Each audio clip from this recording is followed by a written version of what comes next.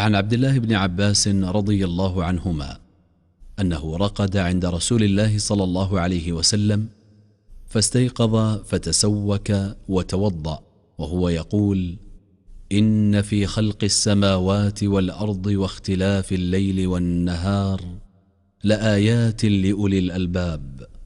فقرأ هؤلاء الآيات حتى ختم السورة، ثم قام فصلى ركعتين فأطال فيهما القيام والركوع والسجود، ثم انصرف فنام حتى نفخ، ثم فعل ذلك 3 مرات 6 ركعات، كل ذلك يستاك ويتوضأ ويقرأ هؤلاء الآيات.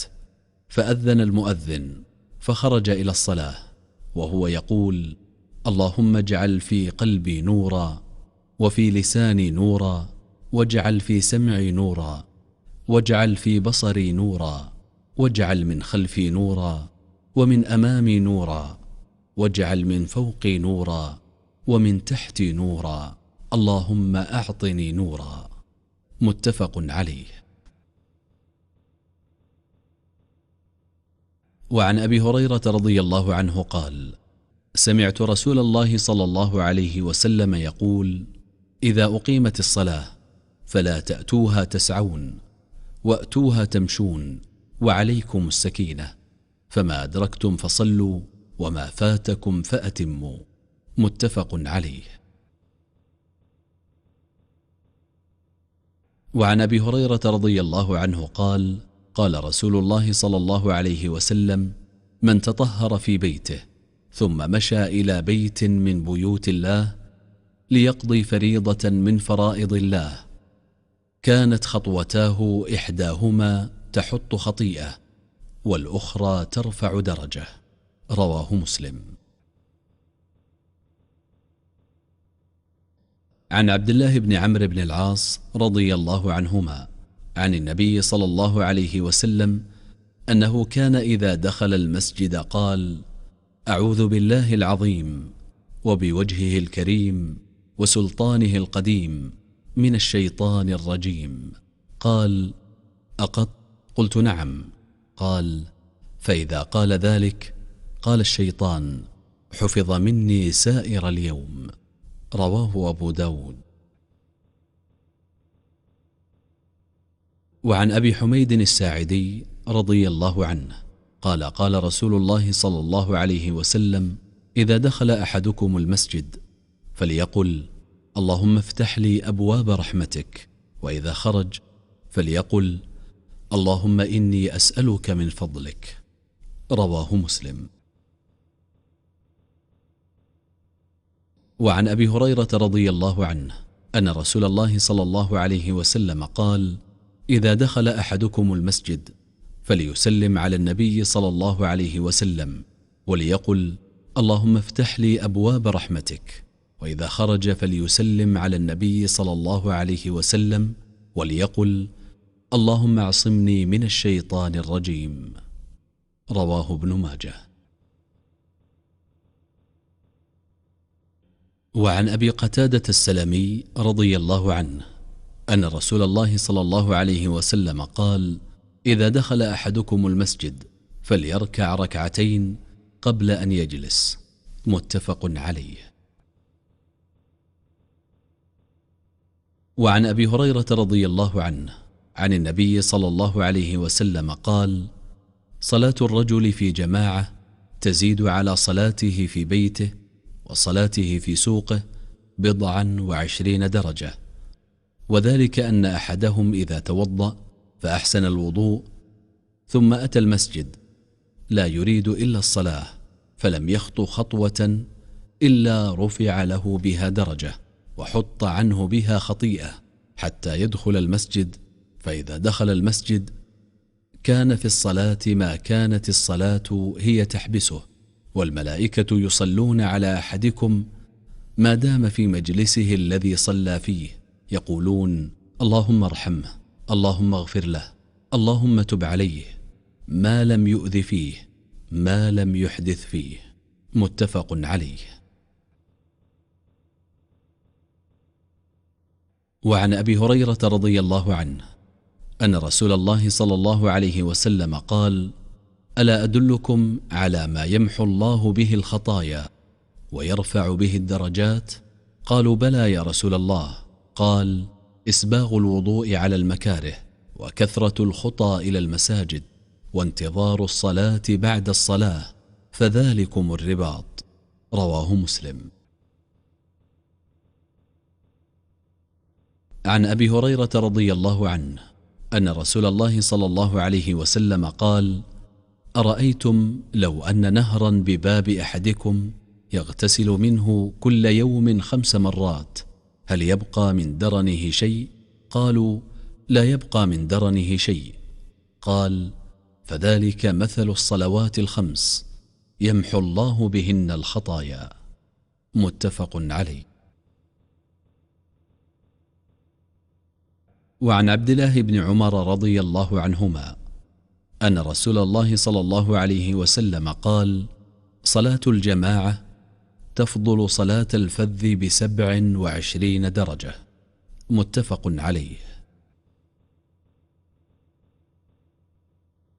وعن أنس بن مالك رضي الله عنه قال: كنت عند النبي صلى الله عليه وسلم، فجاءه رجل فقال: يا رسول الله، إني أصبت حدا فأقمه علي. قال: ولم يسأله عنه. قال: وحضرت الصلاة فصلى مع النبي صلى الله عليه وسلم، فلما قضى النبي صلى الله عليه وسلم الصلاة قام إليه الرجل فقال: يا رسول الله، إني أصبت حدا فأقم في كتاب الله. قال: أليس قد صليت معنا؟ قال: فإن الله قد غفر لك ذنبك، أو قال حدك. متفق عليه. وعن أبي هريرة رضي الله عنه قال: أتى النبي صلى الله عليه وسلم رجل أعمى فقال: يا رسول الله، إنه ليس لي قائد يقودني إلى المسجد، فسأل رسول الله صلى الله عليه وسلم أن يرخص له فيصلي في بيته، فرخص له، فلما ولى دعاه فقال: هل تسمع النداء بالصلاة؟ قال: نعم. قال: فأجب. رواه مسلم.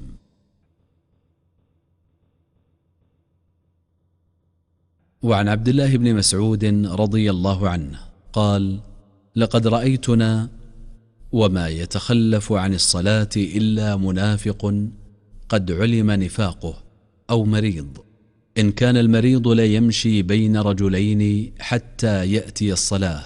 وقال: إن رسول الله صلى الله عليه وسلم علمنا سنن الهدى، وإن من سنن الهدى الصلاة في المسجد الذي يؤذن فيه. رواه مسلم.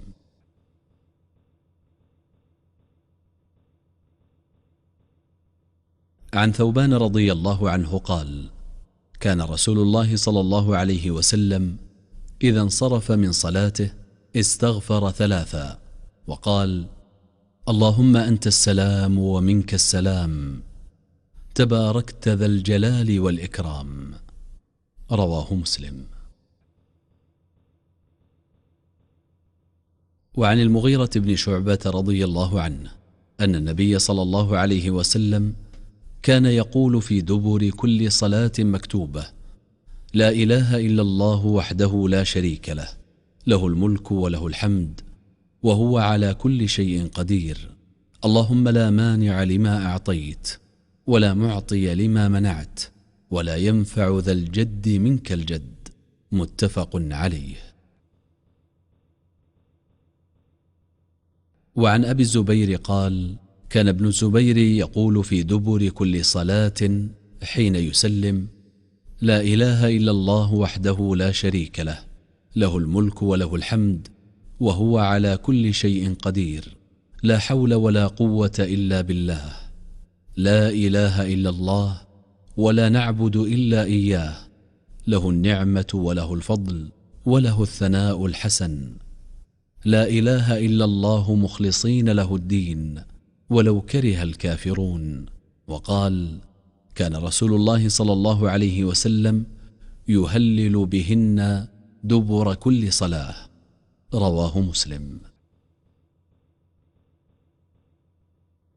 وعن أبي هريرة رضي الله عنه عن رسول الله صلى الله عليه وسلم قال: من سبح الله في دبر كل صلاة 33 وحمد الله 33 وكبر الله 33 فتلك 99 وقال تمام 100: لا إله إلا الله وحده لا شريك له، له الملك وله الحمد وهو على كل شيء قدير، غفرت خطاياه وإن كانت مثل زبد البحر.